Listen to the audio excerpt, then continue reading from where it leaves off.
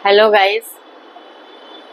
एक बहुत ही गंभीर मुद्दे पे आज मैं चर्चा करने वाली हूँ, सबका ध्यान आकर्षित करने वाली हूँ, अट्रैक्ट करने वाली हूँ कि बहुत बड़े हीनियस क्राइम के बाद दुनिया तो नहीं बोलेंगे गाइस, समाज के, हिंदुस्तान के बड़े बड़े बुद्धिजीवियों की नज़र इस पे गई और लोगों ने सोल्यूशन निकालना शुरू किया। गाइस, मैंने पिछली बार जब सोनम रघुवंशी पे चर्चा की थी तो मैंने ये रखा था मुद्दा कि समाज के लोगों को, बुद्धिजीवी लोगों को इस बारे में सोचना चाहिए कि इस तरह से जो जघन्यता लड़कियों में अब आ गई है तो समाज बहुत बुरी तरह से बर्बादी की तरफ जा रहा है। तो इसका सोल्यूशन निकालना ज़रूरी है, सोल्यूशन निकलना चाहिए। तो गाइस, हमारे लिए खुशखबरी है, मुझे बहुत अच्छा लगा सुन के कि सच में कुछ लोग आगे आए हैं। और ये जो कांड हुआ था मेरठ में, मुस्कान और साहिल की, क्या नाम था उस लड़के का, नाम भूल रही हूँ, जो ड्रम कांड हुआ था, उसके बाद ये हनीमून मेघालय, जो इंदौर का हनीमून कपल जो गया था मेघालय, वहाँ हनीमून स्पॉट पे जो मर्डर हुआ, जिसमें सोनम रघुवंशी का जिक्र है, राजा रघुवंशी का मर्डर हुआ। तो ये 2-3 जघन्य कांड जो गाइस हुए, उसने लोगों के ध्यान को अपनी तरफ खींचा है गाइस, इस जघन्यता की तरफ। और परिणाम स्वरूप जब कोई बड़ा हिलेंस क्राइम होता है, जब वो मानवता को हिला देता है, तो समाज में बैठे कुछ लोग जो पावरफुल होते हैं, जिनके डिसीजन की, जिनके रूल बनाने की समाज में लागू होता है, लोगों उसको मानते हैं, कानून का रूप लेता है वो, तो वैसे लोगों को आगे आना चाहिए। तो गाइस, खुशखबरी है कि वैसे लोग, कुछ लोग आगे आए हैं, जिसमें कि हमारे यहाँ की महिला आयोग की, जो नाम मुझे नहीं उनका पता, लेकिन महिला आयोग आया है आगे। क्योंकि अभी तक तो महिला आयोग था गाइस, लेकिन अब महिलाओं ने भी प्रताड़ित करना शुरू कर दिया है पुरुषों को। आने वाले जो जनरेशन मेल पर्सन की है गाइस, काफ़ी दिक्कत में, परेशानी में आएगा। और अभी का जो सीन है, अभी का जो न्यूज़ है गाइस, अब लड़के वाले भी डरने लगे हैं और लड़के भी अब शादी करने से डरने लगे हैं गाइस। सबके मन के अंदर खौफ है कि किसी भी लड़की से शादी अगर हो रही है तो उसका अपना मेंटल बैकग्राउंड क्या है गाइस। सामाजिक बैकग्राउंड एक होता है, एक एजुकेशन बैकग्राउंड होता है, एक फाइनेंशियल बैकग्राउंड होता है इंसान का। लेकिन उन सब से ऊपर ध्यान देने वाली बात है कि किसी का मेंटल बैकग्राउंड क्या है गाइस, उसके दिमाग के अंदर क्या चल रहा है, वो किसी को नहीं पता है। तो लड़के आजकल डरने लगे हैं शादियों से। पहले की गाइस, इसके पहले मैं ये क्लियर कर दूं कि तेरे मेरे सपने नाम से एक संस्था खोली जा रही है महिला आयोग के द्वारा, जिसमें कि जब शादियां होंगी, शादी के पहले जब शादी जो तय होती है, उसमें लड़का और लड़की जिनकी शादी होनी है आपस में, उन दोनों को बुलाया जाएगा, काउंसलिंग होगी, उससे पेरेंट्स को भी बुलाया जाएगा, दोनों साइड के पेरेंट्स भी रहेंगे और उनसे पूछा जाएगा कि आप लोग की शादी जो हो रही है वो आप लोगों की मर्जी से हो रही है या फैमिली का प्रेशर है। ये सारी चीज़ें पूछी जाएंगी। कई बार उन लोगों को आना होगा, एक बार में ये नहीं होगा।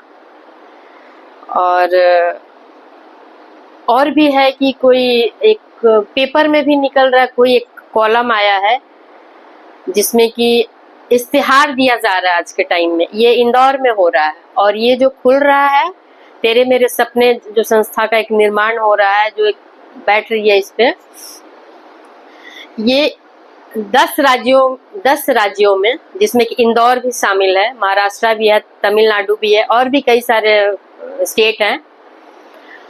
10 राज्यों में 24 समथिंग जगह पे ये संस्था तेरे मेरे सपने खोले जा रहे हैं। 10 जगहों पे अनाउंस हुआ है। हो सकता है ये पायलट प्रोजेक्ट हो, और जगहों पे भी आएगा, लेकिन अभी फिलहाल 10 राज्यों में 24 जगह पे खोला जा रहा है। तो गाइस, पहले की शादियां होती थी कैसे कि किसी ने किसी को बता दिया हमें ज़रूरत है लड़की की शादी करने तो हम 10 लोगों को बोलेंगे कि आपके पास कोई जानकारी में लड़का हो तो बताइएगा। लड़के वाले भी बोलते हैं देखिएगा कोई अच्छी लड़की हो तो बताइएगा। तो पहले ऐसे शादियां हो जाया करती थी गाइस। अब तो कोई शादी करवाना भी नहीं चाह रहा है। कोई किसी की शादी कैसे करवाएगा? शादी करवा दीजिए मान लीजिए और इस तरह की जघन्यता हो जाए तो जो करवाएगा वो कितना मेंटली अपने आप को गिल्ट में पाएगा, कितना गिल्ट में पाएगा। तो अब कोई गाइस किसी भी लड़की की या लड़के की शादी करवाना भी नहीं चाह रहा है। तो ये अब दिक्कत आ रही है गाइस। तो अब लोग क्या करें गाइस कि मैट्रिमोनियल तो पहले से ही था, मैट्रिमोनियल साइट तो पहले से भी था, लेकिन जिस तरह से भी शादी तय हो रही है गाइस, पहले की शादी बहुत इजीली हो जाती थी और अब अभी तक हो रही थी, लेकिन अब गाइस बहुत दिक्कत आ रही है शादियों में। मुझे तो लग रहा है कि अब अपने आप ही कर लें तो ही ठीक है, लेकिन गाइस वो तो अभी भी मना नहीं है। जिनको अपने आप एक दूसरे को पसंद करके करना है वो कर रहे हैं, उसमें तो कोई दिक्कत ही नहीं है। ठीक है, दोनों की पसंद है तो कर रहे हैं। लेकिन जो ये अरेंज मैरिज है उसके लिए ये सारे प्रावधान है, मोस्टली 98%, या उनके लिए है कि लव कम अरेंज कर रहे हैं उनके लिए भी है कि दोनों साइड के लोगों को बुला के पूरी चीजें क्लियर करके तब शादियां हो रही है। इसके अलावा तुर्रा अब ये हो रहा है गाइस कि शादी तय होने के बाद भी पेपर में निकलवा दिया जा रहा है कि इस लड़की की शादी इस लड़के से इस जगह का रहने वाला है, ये काम करता है, इससे शादी तय हुई है। अगर किसी को आपत्ति है, ऑब्जेक्शन है तो प्लीज कांटेक्ट करें, हम ये शादी तोड़ देंगे, हम नहीं करेंगे शादी। इस तरह का इश्तिहार भी अब आ रहा है धीरे धीरे अब, क्योंकि अब ये इतनी सारी समाज गाइस एक परिवर्तनशील है। कोई भी नियम बनता है, नियम एक बार ऐसा समय आता है कि वो नियम टूटता है। सती प्रथा थी, टूट गया। बाल विवाह था गाइस, लगभग टूट गया है। विधवा विवाह था, ये भी टूट गया। पहले विधवाओं की शादी नहीं होती थी। इनफैक्ट विधवा तो छोड़िए, किसी तलाकशुदा की भी नहीं होती थी। किसी की भी शादी, लड़की की तो स्पेशली नहीं होती थी। जाने ये क्या नियम था कि लड़कियों की शादी एक बार हो गई तो जल्दी कोई दूसरी उस लड़की से दूसरी शादी नहीं करता था कोई। तो ये सारी चीजें टूटी है। सती प्रथा टूटा, बाल विवाह टूटा, विधवा विवाह टूटा। अब किसी से भी कोई भी लड़की की शादी ऑलमोस्ट हो जा रही है। ये उस पे कलंक नहीं है या ये बाध्यता नहीं है कि इसकी शादी हो गई है, चाहे वो तलाकशुदा हो चाहे विधवा हो, अब इसकी नहीं होगी। लोग आगे आए, आगे बढ़ के उसको स्वीकार किया, उस शादियों को, शादियां की, तो अब ये चलन में है। तो कोई भी रूल बनता है, कोई भी समाज में कोई चीज एक्सेप्ट किया जाता है तो उसके रिटायरमेंट का भी एक टाइम आता है गाइस। तो उसी तरह से ये जो नियम थे उसमें बहुत सारा लचीलापन लाया जा रहा। छुप के शादियां नहीं हो रही हैं। पहले के लोग शादी, अभी भी कुछ टाइम पहले या अभी भी है कि शादी तय होने के बहुत टाइम बाद तक लोग नहीं बताते हैं कि शादी फिक्स हो गई है। गुपचुप भीतर भीतर ही बताते हैं कि हाँ अपने रिलेशन में, परिवार में बताते हैं, बाकी सोसाइटी में कोई नहीं बताता, मोहल्ला या गांव जहाँ भी है। लेकिन अब इसको क्लियर कर दिया गया है, इश्तिहार दिया जा रहा है। जो लोग पढ़ेंगे, जिनको पता करना है वो डेली उस कॉलम को पढ़ें और किसी को ऑब्जेक्शन हो तो आगे आए। तो इस तरह से अब एक नया अध्याय जुड़ रहा है शादी के मामले में गाइस। और सोनम को गाइस जेल में फोन मिला है, मतलब फोन दिया गया है बात करने के लिए। किससे? फैमिली वालों से। तो गाइज वो फोन पे बात नहीं कर पा रही है। और बात अब क्यों बात कराई जा रही है, पुलिस के सामने कराई जा रही है। मे भी शायद टूट रही हो, कोई परेशानी हो या हाल चाल के लिए कराई जा रही होगी, क्योंकि इंदौर और मेघालय की डिस्टेंस काफ़ी है, वीकली कोई नहीं आ सकता होगा, तो एक सुविधा दी गई है कि आप बात कर लो। लेकिन उन बातों से कोई फ़ायदा तो होगा नहीं पुलिस को, सिर्फ इमोशनली वो बात कर सकते हैं, हालचाल ले सकते हैं, लेकिन कोई क्लू वो देगी, सच्चाई बताएगी, ये तो पॉसिबल ही नहीं है। ये पुलिस भी जान रही होगी। और खबर गाइज ये है कि वो बात नहीं कर पा रही है, सिर्फ रो रही है, बहुत रो रही है फोन पे। तो चांसेस है गाइज कि उसका भाई जो है, क्या नाम था, सगोविंद, उसका भाई, जो पहले राजा रघुवंशी की माँ से बोल चुका था कि हम आपके साथ हैं और वकील मैं करूंगा और आपके साथ आपकी साइड से लड़ूंगा, मैं अपने बहन के खिलाफ लड़ूंगा। परंतु गाइस अब ये लग रहा है कि ये पॉसिबल नहीं है।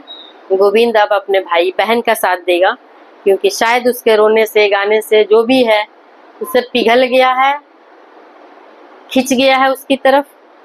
ये पॉसिबल है, ऐसी न्यूज आ रही है। पर गाइस अगर ये सच्चाई है, पुलिस प्रूफ कर पाती है, ये दोषी पाई जाती है और इसकी जो